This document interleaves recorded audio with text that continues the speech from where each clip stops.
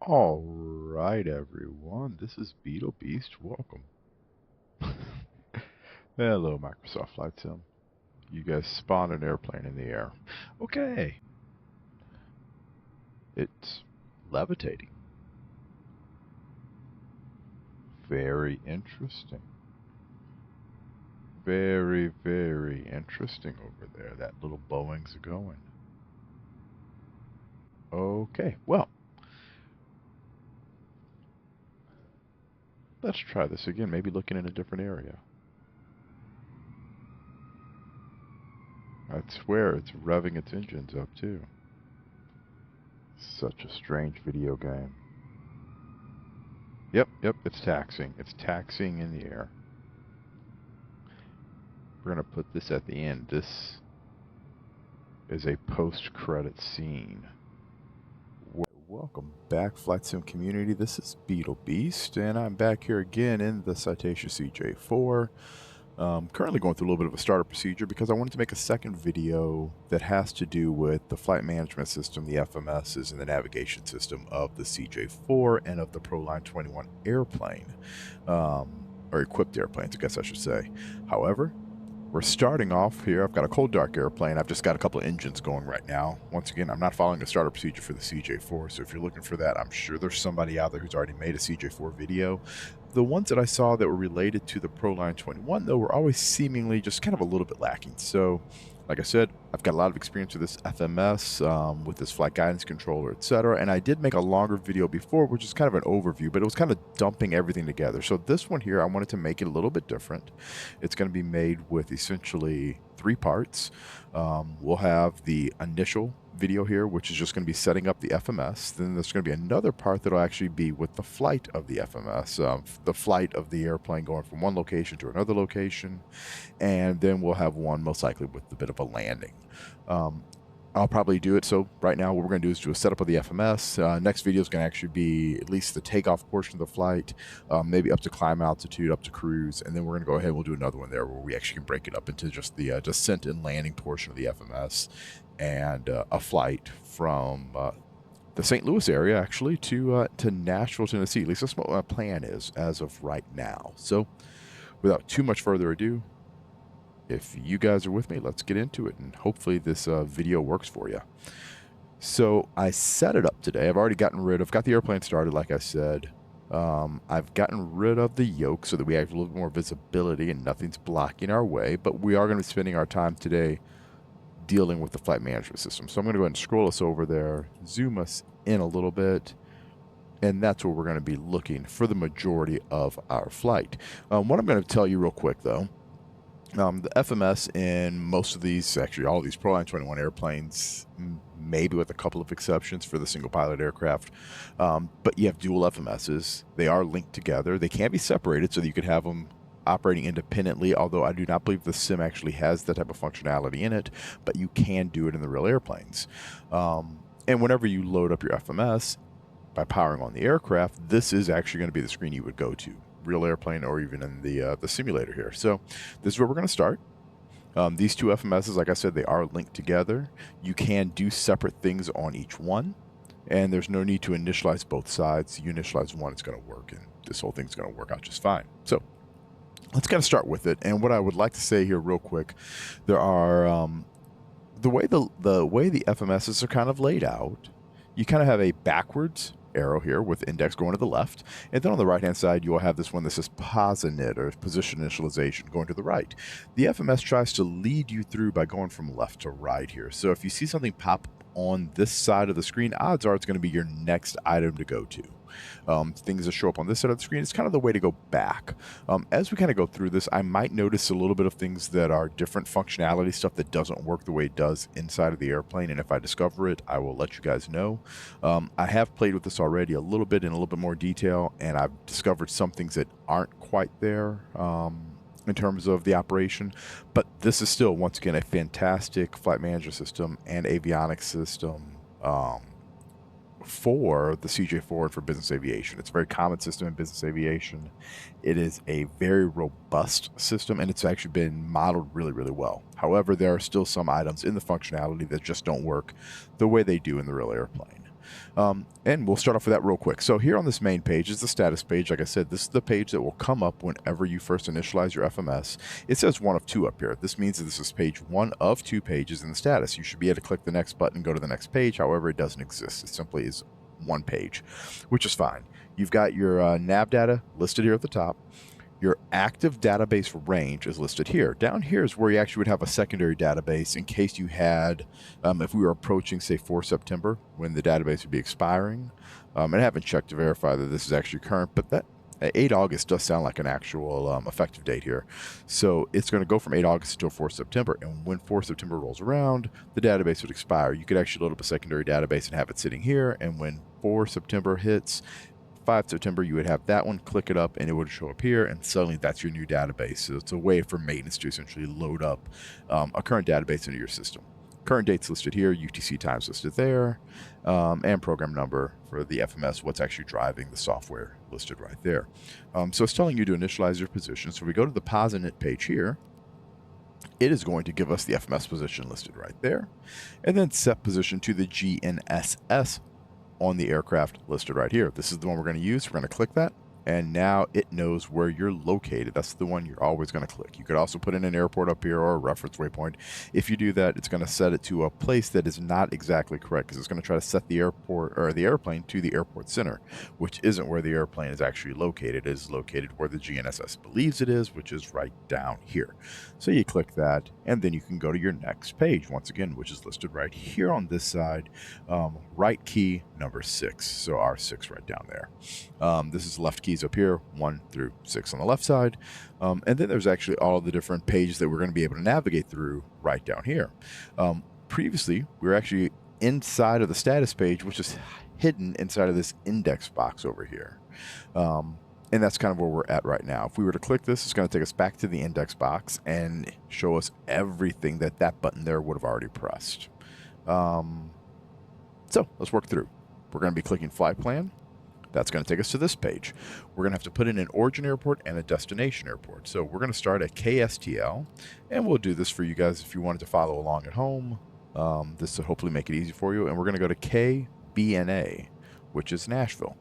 You can't omit the K in front of this if you're in the U.S., if you're in the Bahamas or Caribbean. I think it is an M. It's an E over in Europe, etc. So know what your identifiers are, but they're looking for the 4 letters. If you put in a 3-letter, you're going to get a nav 8 most likely. Okay, so here's our distance here, 236 miles. That is straight line distance from here to Nashville. And I don't know, let's put in KTYS, Tyson. That is Knoxville. We'll use that as an alternate airport. Just throw that in over there. Now, I have made a flight plan. Actually, I flew to this airport recently, and as a result, I've got a flight plan that I'm going to use to get us out of St. Louis and get us over to Nashville. And this way, we actually have several different fixes going to be along the route. We have the opportunity to navigate to those fixes using a jet airway, and we will have an arrival once we get into the Nashville area. So we're going to go ahead, we'll work ourselves through all of this. And here's what I'm going to tell you right now. So right now, up at the top, we have the origin listed, destination listed. If you wanted to ever get rid of a flight plan, if you had a full flight plan in, the easiest way to get rid of it, you can come up here and you could delete this. Actually, that it won't let you. You could come up here and delete this one, and it would let you delete out the destination. If you wanted to actually clear out the entire flight plan, all you need to do is put a new origin in here. If you select a new origin, it's going to do it. If I was to bring down Tyson, drop Tyson up there, Tyson becomes the origin. Anything else I have up here is gone. When I double-clicked STL and brought it into my scratch pad down here, that automatically removed the destination as well. So that's the way you can clear out your flight plan, nice and easy and smooth. Guarantees you're starting over from scratch. So that's what I like. It works out really well. So what we're going to do here is we're actually going to build our flight plan in here, but there are going to be a couple of steps that will become important for us. in order to do that. And in order to do that, you almost have to go out of order, because if I was to click this next button, it's going to ask us for our performance initialization, which is going to be number of people who are on the airplane, number of bags, the weight of them, the fuel, cruising altitude, etc. I don't want to do that quite yet. I would rather put in the entirety of the flight plan, which means, unfortunately, we're going to have to kind of bounce over here into this depart arrive page. But before we do that, we need to do one more thing, and it's not a word from our sponsors. We need to check the weather. So something that's kind of cool in the functionality of this FMS, if I go to the IDX page, on the top left, you have the data link tab. This is where you're going to go in for any of your ACARS information, and from here, we can actually request the weather service, and I love this for this FMS. It works out really, really well. So you click on the weather request, you click on the request button here, and then we're going to put in our airport, KSTL, St. Louis Lambert Airport. And let's go ahead and type in KBNA. Let's get the weather at our destination airport. And we'll click send. And then you get the REQ showing that it has been requested. All right. Now, term weather just popped up over here, which means it's probably received. There's the RCVD. We click it. It shows we've received the weather now for St. Louis. We've received the weather for Nashville. Honestly, I should have put this all over here, because it would have made it easy for me to have one going for my input, one going for the other side. So we're going to do it on the other side now too. Odds are, when we come into here, let's go back to IDX, data link, weather. Can I view it on this side? No, it doesn't show up. So we'll have to return KSTL. We'll have to do the request again. Not a big deal. You saw how long it takes, but it's an awesome functionality. The fact that it exists inside of the simulator is fantastic. What I have noticed too, it doesn't appear to be limited to airports that have a DATIS or a weather reporting. So it's kind of nice. It's going to work for an ASOS. It's going to work for anything else. As long as you can pull out there and ping the weather, it's going to work to be able to pull it. So we'll bring that up over here so that I can see the weather in St. Louis. And then we're going to come over here, and we're going to start building this. So we're going to start building this departure out of here. So right now, weather in St. Louis, and this is using current weather, so yours might be a little bit different when you go through. But weather in St. Louis is 3504 knots, 10 miles, few clouds of 4,700 feet, 19 degrees, 13 degrees for the dew point, and an altimeter setting of 3016. So what we're going to do over here, we're going to use that to make our departure runway. So I'm going to click Depart Arrive right there, and I'm going to click it a second time, and this is going to take us to this Depart Arrive index page. And the only reason I wanted to take you here was because it gives you the opportunity to see both the departure and the arrival here at the destination airport. You can see both of them. There are a couple iterations where if you were to take off, start flying, and stay within, say, 25 miles of your departure airport, it will not sequence you to the arrival side, and you actually have to make sure you double click on this button in order to put in your arrival information. If you don't, it will allow you to put in arrival data. It will allow you to put the approach in, but it's also going to display all of your departure airport information, which isn't typically a big deal unless you're doing multiple approaches at the same airport. And what ends up happening is your V speeds tend to get dropped on top of your departure V speeds.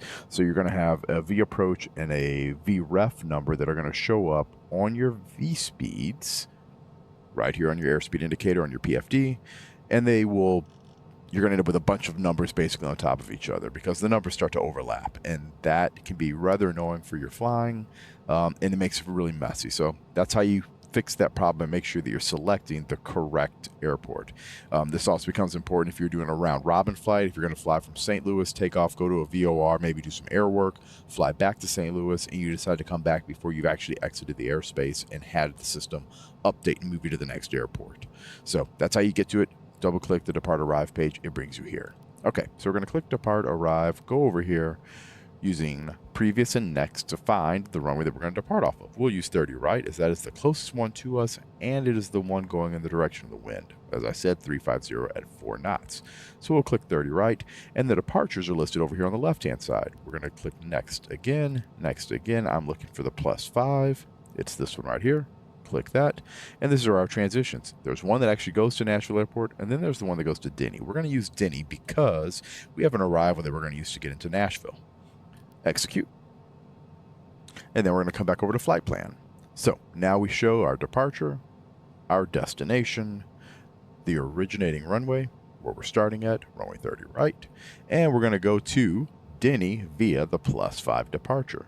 If we go to the next page now, we'll have the opportunity to put into our next fix, which our next fix is going to be Tings.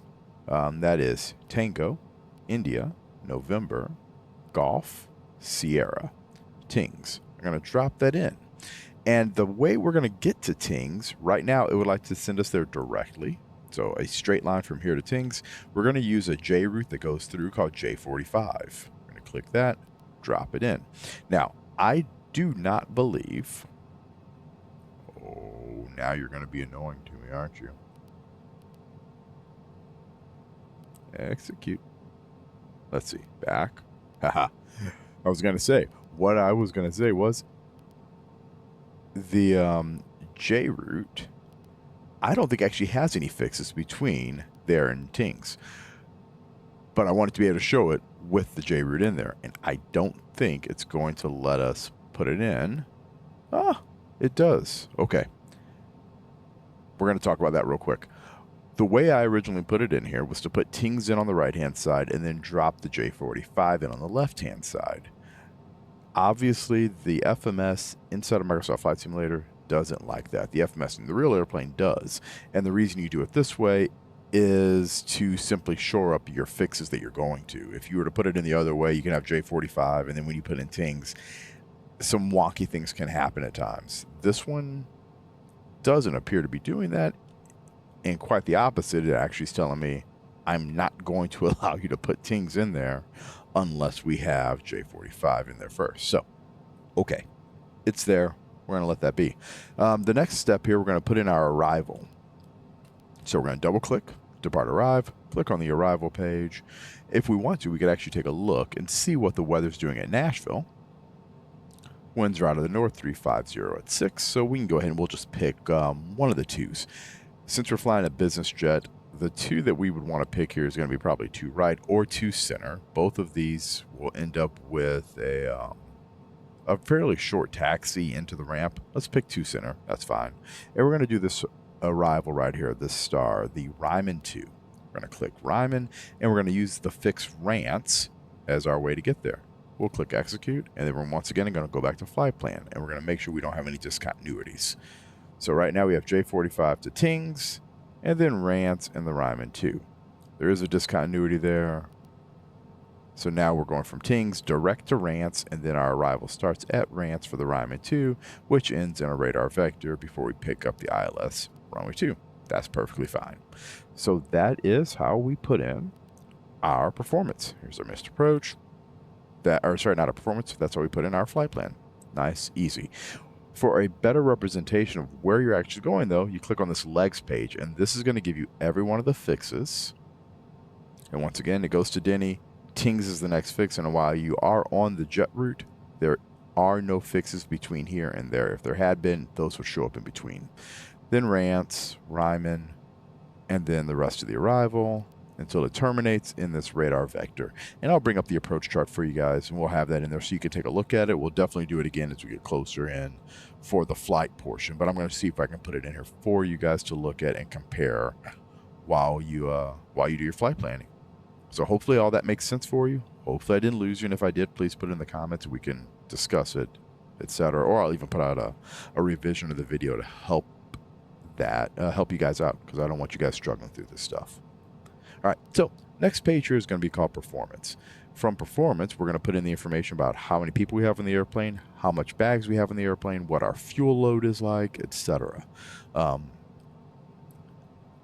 we're going to go through that. We're also going to use this to develop our takeoff numbers, takeoff data, and approach numbers once we get into the approach phase of flight. So perfinit, this is the basic operating weight of the airplane. This is how much your airplane weighs when you have a couple of pilots in it, you have your books on board, you have your oil on board, everything that's essentially everything that's bolted down to the airplane and the things that are required to be on board the airplane, that's your basic operating weight.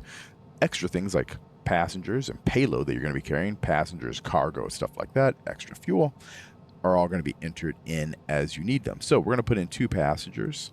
We're we're going to say that each passenger brought in a bag. The bag weighs 35 pounds, so we'll call it 70 pounds of bags in the back. This is how much fuel is on board. This is sensed fuel. If I was to put in a manual fuel number, let's see if it'll work. It won't let me. So they essentially removed the functionality of us being able to put in our own fuel. Real airplane, you can put that in. You can change it to whatever you want. And you can also delete the fuel out of there, and it'll come back to sensed fuel. So that's how much fuel we actually have in the airplane right now, 2,834 pounds. So up here, we're going to go ahead and drop in our cruising altitude. And for this flight, we'll use, I think, 27,000 feet. Should work out pretty well. It's a fairly short flight.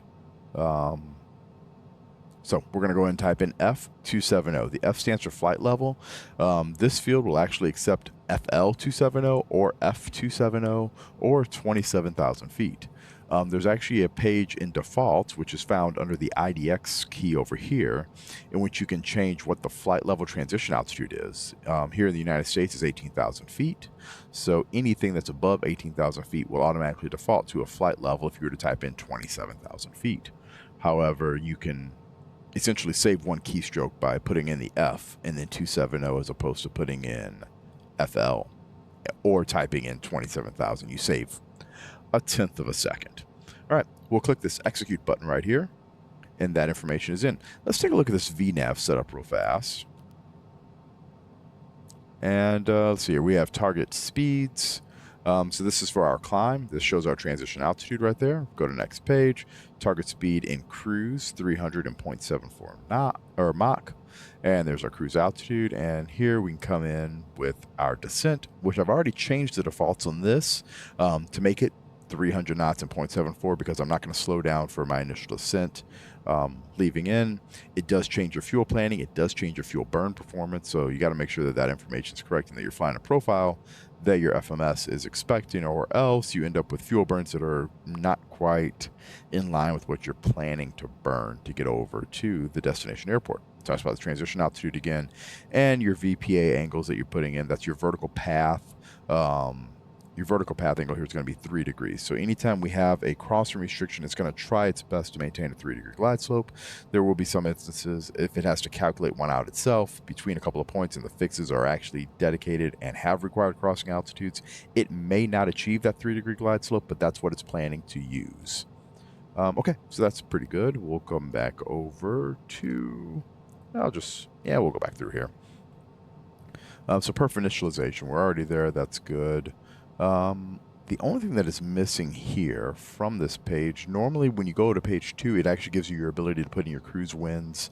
So you can put in the FMS winds that are planned so that if you know that you're going to have a tailwind of 30 or 40 knots, or if you're going to have a headwind of 20 or 50 knots, whatever it ends up being, you can enter that data in for the altitude that you're going to be cruising at, and that would give you the opportunity to more accurately depict your fuel burn. Once again, this one apparently doesn't have that functionality. So that's going to be kind of a limitation. It's just the way the system's set up. So right here, we will now put in the information for our takeoff performance data. So this is how we're going to get our V speeds. Runway 30 right. That's the one that we've already selected. And it's looking for the runway wind. That information is derived from right here. So we're going to put 350 at 4 in. 350. There's the slash. And 4, you should have to put the zeros in front of it, and it will take it like that. Wind also, and I should have mentioned this, I'm going to delete it real quick just so you can see it. Winds are optional. If you don't put a wind in here, it's going to act as if it's a 0 wind scenario, and there won't be any wind displayed down here, so you won't have any runway wind. And if it's a calm wind day, that's exactly what you can do. 4 knots of wind really is essentially a calm wind day anyway. It's also a headwind, so you're going to increase your performance, essentially decreasing your takeoff roll. But we'll put it in, and you have a headwind of 2 knots. It's not going to be significant enough that you're ever going to notice it in your performance, but it's very important if you're looking at trying to take off from an airport where you couldn't take off into the wind. You're dealing with a tailwind scenario that's hopefully within the takeoff limitations of your aircraft, normally about 10 knots. But you're taking off with the tailwind, and you need to calculate your runway performance. This can become incredibly important, and that's why if you have 8 knots of tailwind, it's very important to put it in there to make sure this airplane's actually going to get off the ground. Here we go. Put in our temperature, 19 degrees. As I said, dashes are not required, but boxed items such as this temperature are required. So we're going to put that in, 19. And because it's 19 degrees, you will be able to get your performance data for your airplane at your takeoff weight at this temperature. The temperature is important because you have to know it in order to set your in-1 targets. And those are going to be calculated by the computer anyway, but it's one of those requirements that you need to put it in order to get your takeoff data. Runway slope is a manual entry. If you know what the runway slope is, if you want to calculate the runway slope by dividing length of the runway and elevation change, you can. But it goes in right here. For the most part, it's probably going to be close to 0 unless you're at an airport where you have a very high noticeable runway slope. And all of those are actually charted on the NOS charts. Jeppesen doesn't. You actually have to calculate it from Jeppesen charts if you're using those.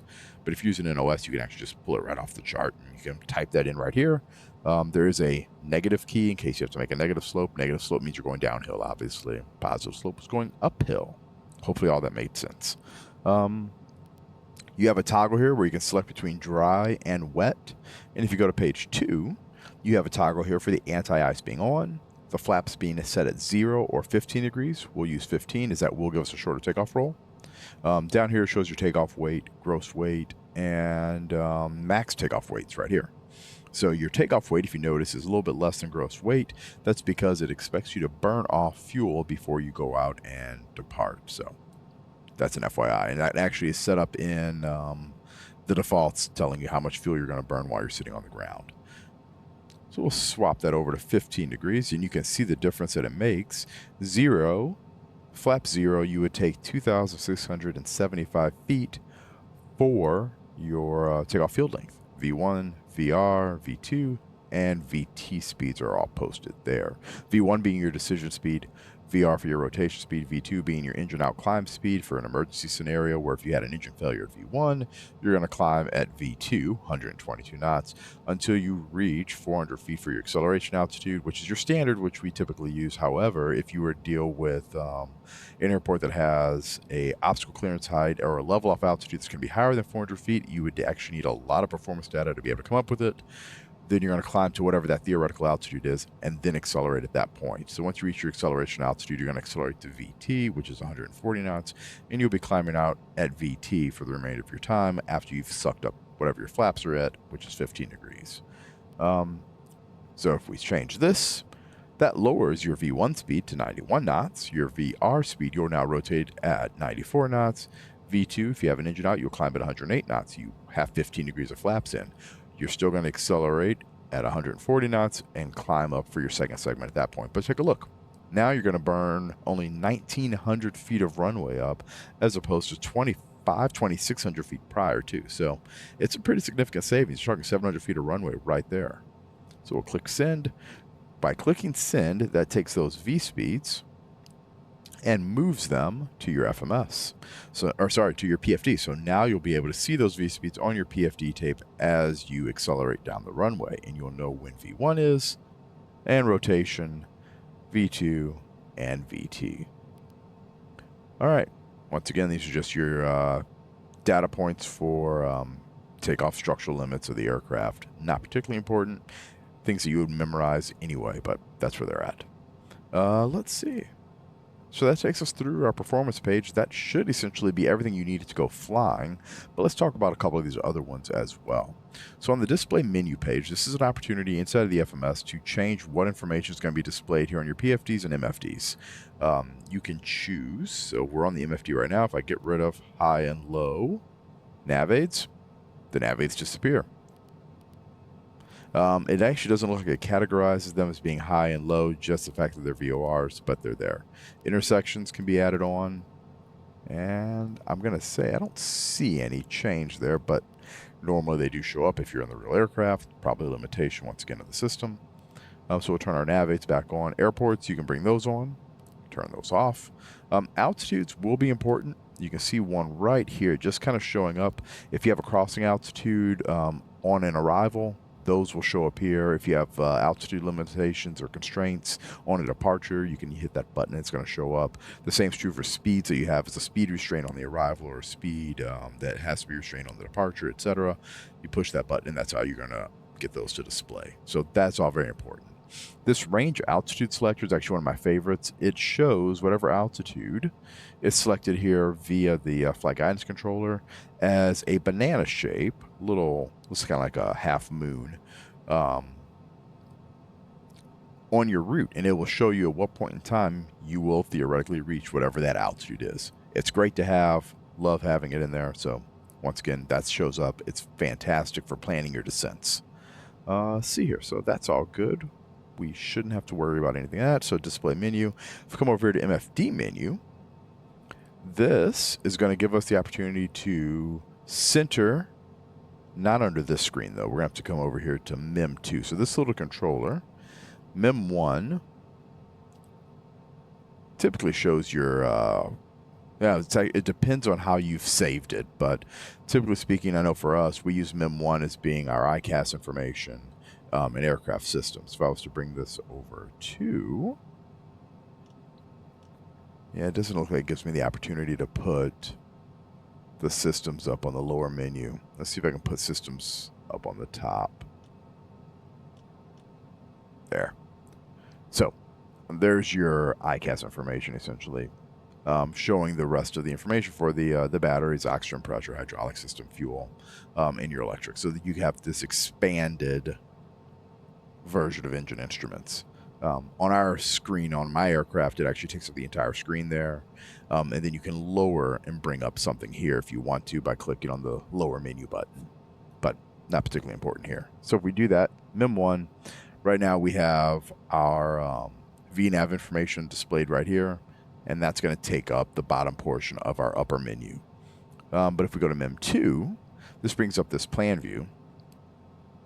And by that, we can now zoom in and actually center this little this little ring on our waypoints. So by clicking next waypoint, it's going to push it through from one waypoint to the next one, and the next one, and the next one. That works out really well for seeing exactly where you're at and looking ahead as you go flying. Let's see if I can bring that in so that we can see what we're actually looking at. So there we go. And just FYI, it looks like our fixes actually showed up inside of there too. The ones that we were talking about from the display menu page with intersections. Right there. Okay. And actually, let's click that. Nope, that one didn't show up.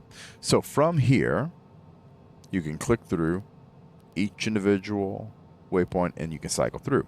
Another nice feature is you can actually center this off of a different fix. So if we wanted to center it off of a HOGPA, HOGPA, OGPA, you can drop that right here. And now the MFD here is actually going to be centered off of that fix. You can center it off of any place you want. The reason that's useful in the real aircraft, actually, we have XM radar, which will show up on this screen. However, it does not show up on your regular PFD. This is where we typically will find our airborne radar. So we can use the radar that's on board of the aircraft. You can use your XM radar over here, and you can get a kind of a more total picture as to exactly what you're looking at. Always keep in mind, if you're using XM, that XM is going to be delayed. It'll actually tell you how long it's been delayed right down here in the bottom of the MFD. But I've seen it delayed up to 15 minutes. And since storms are moving, they aren't static. You've kind of got to know that you have to update that information and use that as a reference, not as a overall, this is what's going on. It's a great way to get yourself killed in small airplanes. So watch out for that. Keep it in mind. Know the differences and don't die. Okay, so let's see here. MFD data. The only time that I actually ever see this page brought up for us in the airplane is if we're trying to do a takeoff briefing. So it works out really well for you being able to brief off the information because it's everything you kind of really need to know, and it's a great double check for what you've put in already. So you can put in your runway, of course. You can look at it here. You can see what the winds are. You can see what the field length is for that particular runway. Slope, conditions, double check once again that you've put in dry for a dry runway, wet for a wet runway, what the wind conditions are. I didn't talk about this, and I should have. So right here, QNH is listed as being 2992. when we put in our takeoff data, go back to performance and takeoff, we have this listed right here, the QNH. So you're looking at your barometric pressure. It is also a requirement. You have to have barometric pressure in here so that it can calculate your pressure altitude and then your density altitude with the OAT. Like I said, it's useful to know how much performance you're going to get out of the engines. What the airplane's going to perform is if you have a really hot day with a really high temperature, you could end up with a really high density altitude. The airplane could be flying out of St. Louis, but think it's in Denver because we have 5,000 foot elevation now as far as the air density is concerned.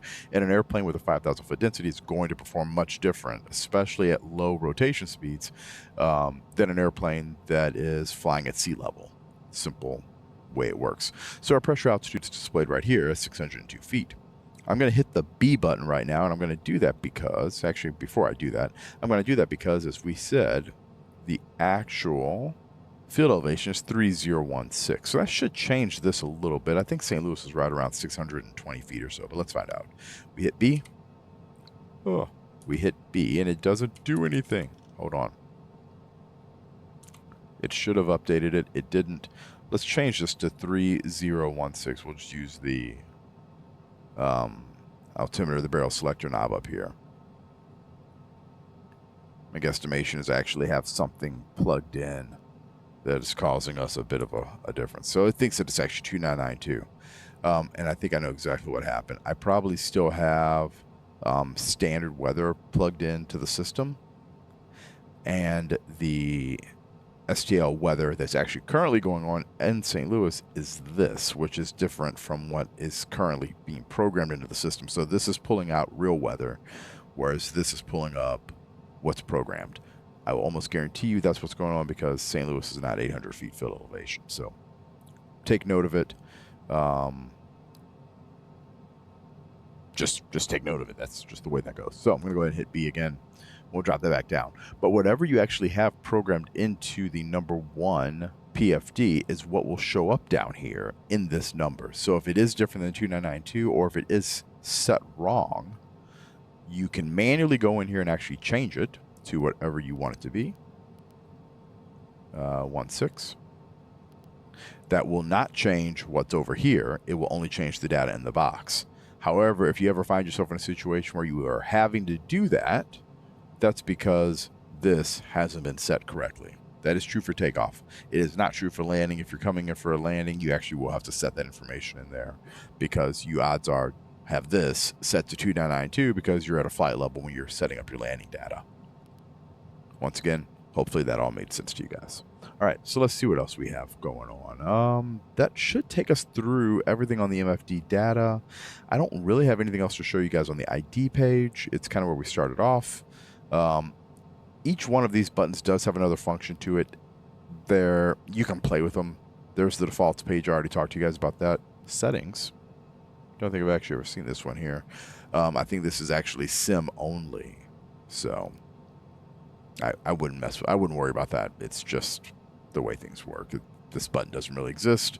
So like I said, it's sim only. Let's see here though if there's anything else that's particularly important. In database, you can look up information about particular airports or particular fixes.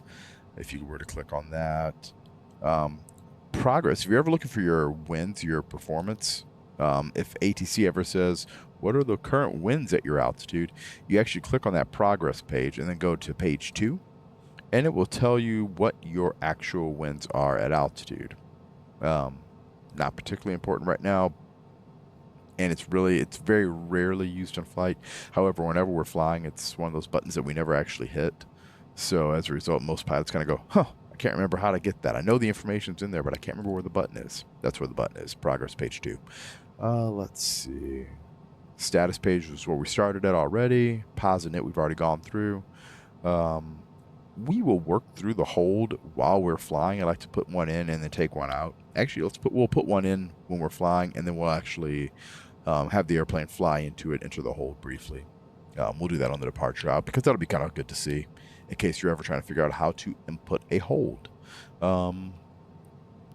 But yeah, that's the basic gist of how to set up the FMS to get yourself ready for a flight. Our flight plan's now loaded in. Our speeds are now posted. We'll talk about the departure a little bit more for the altitudes before we get going that way. There actually isn't a top altitude, I don't believe, on that departure in the first place. And just for the sake of argument, let's go ahead. I'm going to bring that up right now just so I can look at it and see if there's anything important that will be worthwhile. That way, when we go in here to actually do this flight, you guys aren't looking for it a second time. But Jet's top altitude is going to be 5,000 feet. The altitude has always been assigned by ATC, but we'll go ahead and we'll just scroll that up to 5. This way, the next time we come into the sim, you'll know that we're going to go and do that. We'll set this up to, once again, about a 10-degree nose-up attitude. That should be pretty well. 5,000 feet is set. Flight plan's already in. I do believe that's going to be it for the day. So hopefully you guys like this video. Hopefully that works you through the FMS. And like I said, our next step here will be a takeoff, climb up to altitude, get up to cruise. Probably do that hold that we talked about. Navigate, maybe move from one waypoint to another to show you how we will manipulate the FMS for that. And that's going to be about it for that one. And then the next one will be the descent, arrival, and landing. So thanks for watching. Happy simming. Hopefully this helped you, and I appreciate it. Give me a like, a comment, whatever you guys have, and hopefully someone actually watches this video. So thanks a lot. You guys take care.